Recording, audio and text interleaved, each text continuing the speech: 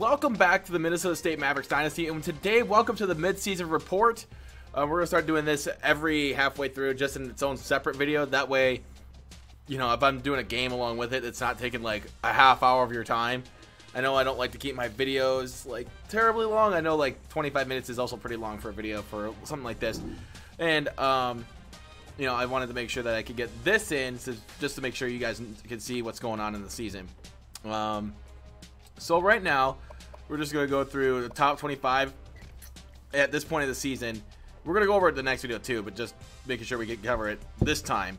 1 through 10 is North Carolina State, West Virginia, Virginia Tech, Auburn. We're number 5 in the country now, 6-0, but we're also in the max, so it's almost like, you know, it kind of comes with an asterisk. Number 6 is Georgia. Number 7, Ohio State. Clemson, Nebraska, and LSU are 8 through 10.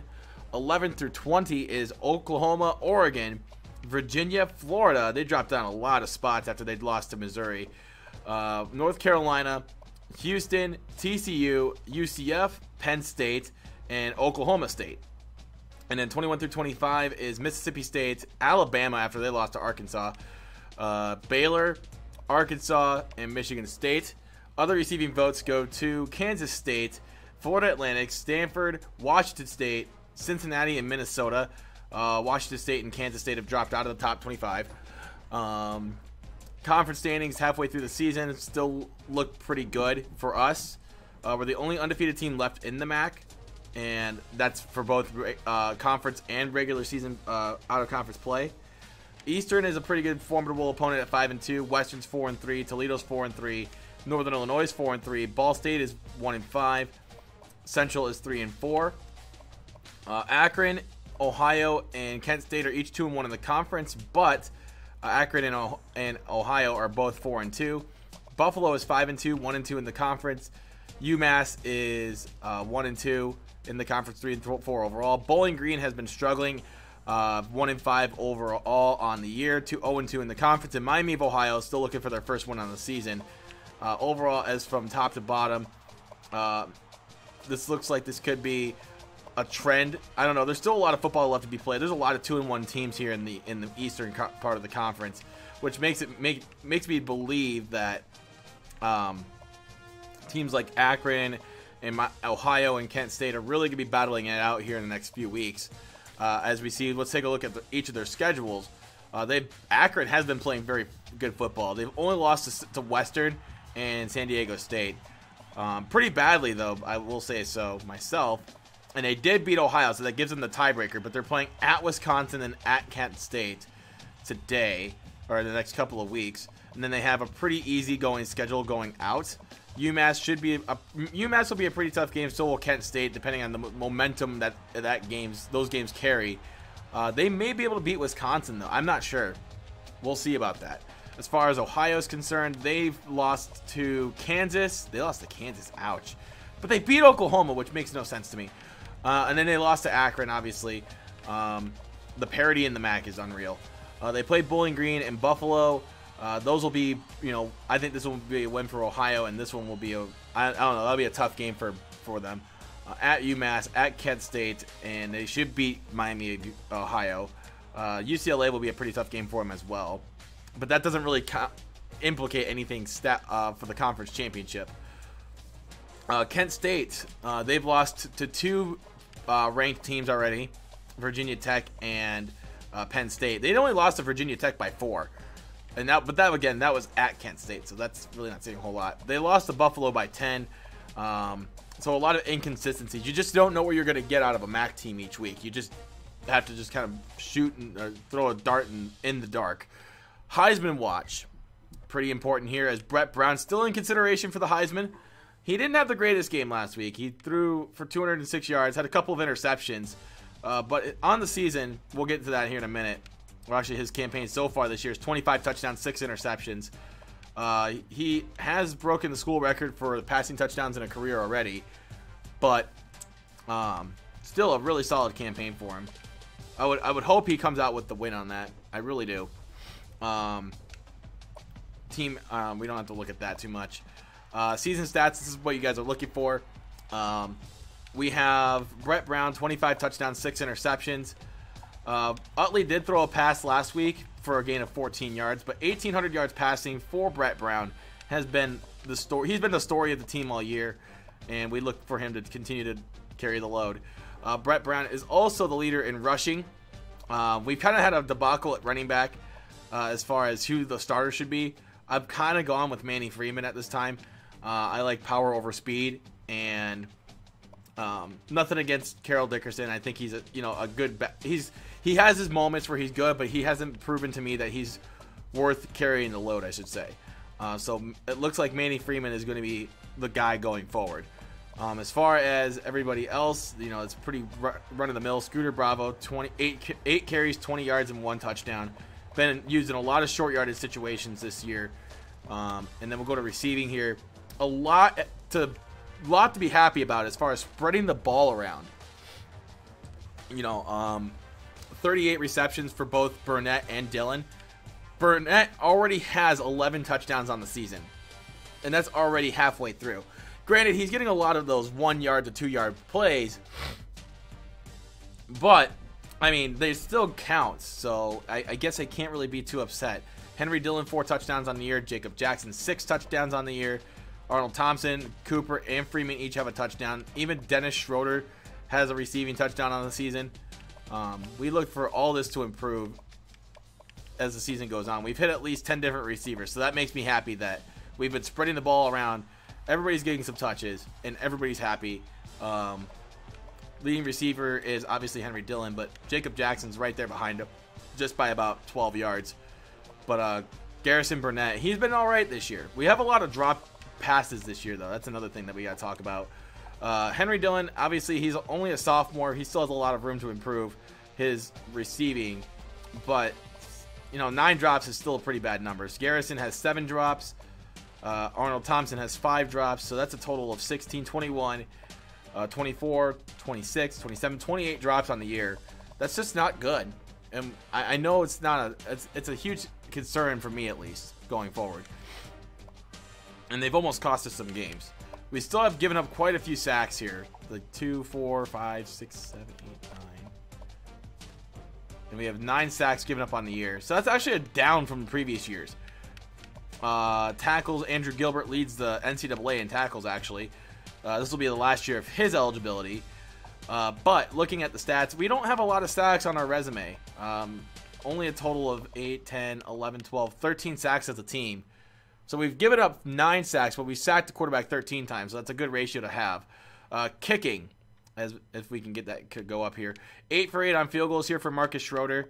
Longest kick was from 47, and he's 36 for 36 on extra points. So I feel pretty good about him. He's been really good kicking the ball this year.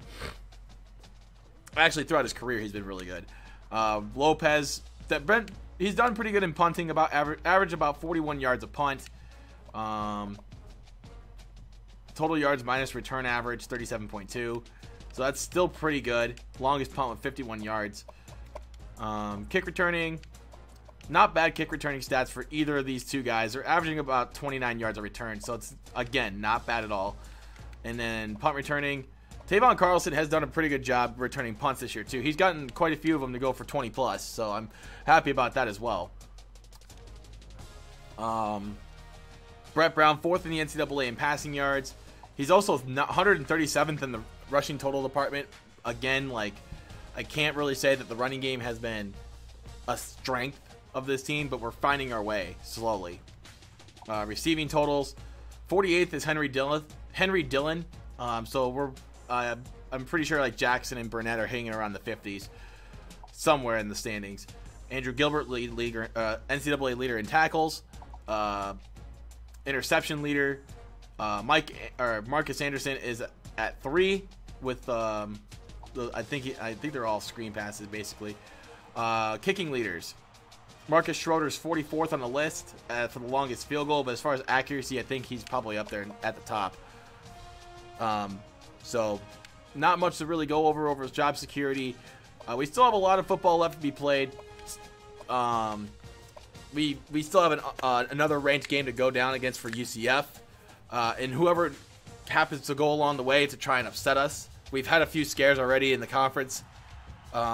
with Buffalo and Central Michigan trying to upend us pretty quickly. They've gotten a few plays there where it's eyebrow raising sometimes. But this is the mid-season report for the Minnesota State Mavericks Dynasty in Season 4. We still have another half of football left to go before the conference championship and a bowl game, because now we're technically bowl eligible, even if we lose out here. So let's see how this does. The talent is developing pretty well, I should say. We've all been overperforming a lot. So I'm really happy with the team so far this year. This is the best year. Offensively, this is the best year we've had. We even have a Heisman candidate. The defense is improving. Team stats, actually. Let's look at those. Let's look at team stats. We're first in points per game. That's without a doubt. We're number one in points per game. TCU is at 45 points per game. Auburn's at 44. Cincinnati, Coastal Carolina. Wow. Hey, they are at a staggering 42.4 points per game. Minnesota's at 41.4 and Michigan's at 41. Georgia's at 40.7. So there's 8 teams here that are averaging over 40 points per game. We are tied for first in passing touchdowns with Oregon, and we are in the middle of the pack, I should say, in rushing touchdowns. Auburn's really good at running the football. Sacks allowed. North Texas just likes to give up a lot of sacks. First downs. I'm surprised we're not number one because of how many first downs we get per game. We get about like 20, 25 first downs a game. I'm surprised we're not higher on this list. We're like in the middle. How many first downs do we have as a team? That's kind of crazy to me. Only 148 first downs? Really? We're like in the middle of the pack then. That's crazy. Rushing. Georgia's number one in rushing. We are, I think, well, passing yards total, we are, I think, like 7th or 8th. 2, 3, 4, 5, 6, 7. 8th in total passing yards. We are just under 1,000 yards rushing as a team. Thankfully, though, we're not in dead last. I would say we're closer to the bottom than we are the middle. The least points per game goes to UTEP and Ball State, who we play next, by the way. So we gotta really step up defensively. We cannot let these teams run all over us. So let's take a look at defense. Iowa State has the number one defense in the NCAA. That is crazy to me. I don't know how to feel about that, guys. That's really good for Iowa State. Number one passing defense goes to West Virginia. Next would be Iowa State. The number one rushing defense goes to per game average. I would say it's us, but actually we might be like 3rd in total yardage. Points allowed. We're not at the top. California is giving up like nearly over 20 points a game. Oh no, that's over. That's a way over. 280 divided by 8. That's over 30 points a game. So yeah, they're giving up way more than 30 points a game. So same with UTEP and Tennessee. Tulsa has been doing pretty bad too. Sacks. Utah has been getting after the quarterback at 32 sacks as a team. Fumble recoveries. Looks like Coastal's the reason why they're so good is because of that same reason.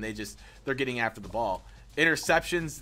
We are technically tied for 2nd on interceptions, but Washington State and Buffalo and California have been very opportunistic at getting interceptions. But the California offense seems to not be getting the best opportunities either. They give up a lot of yards, but they're very opportunistic. They're kind of like us, but actually worse than us, actually. Special teams or conversions, actually. We are... Coastal Carolina is also good at 3rd down conversions. The worst team in the country is Fresno State. North Texas. Even North Carolina State. They're number 1 in the country, but they're one of the worst teams at converting 3rd downs. That's pretty crazy. 4th down conversions. North Carolina State's number 1. Old Dominion, Arkansas State, Miami of Ohio, UMass, and Bowling Green are all over on the conversion scale. 2-point conversion tries. A lot of teams are at 100%. A lot of teams are at 0%. Any red zone opportunities. We are 7th in the country on offensive red zone efficiency. Defensive red zone attempts. Defensive red zone efficiency. Well, if you're Hawaii, then your chances of scoring if you're in the red zone are pretty high. Same with Texas. But Texas, they don't have a lot of opportunities. There's 15 attempts, 13 touchdowns, 2 field goals. They're 4-2, but they have not very many opportunities to give up. The most attempts in the red zone are done by UTEP and Colorado State. West Virginia, their defense has been spectacular, only giving up 11 defensive red zone attempts and only 9 touchdowns, no field goals. Kansas State is also up there. Hey, this kind of stuff can win you ball games.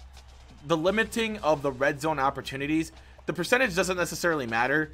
The opportunities, they got to be there first.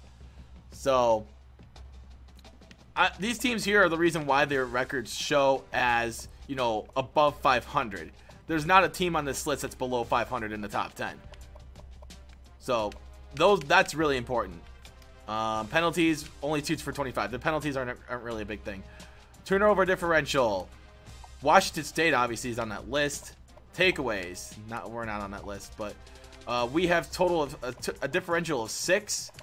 We've thrown 6 interceptions, had 12 takeaways, all of them interceptions. So we have a really good ratio, I think. That's a good ratio, 6. Anyway, I've carried on this video a little bit too long. I do apologize, but we wanted to go over the stats. So next game, we play Ball State. It should be a good one, though. And I'll see you guys in the next video. Have a good day, everybody.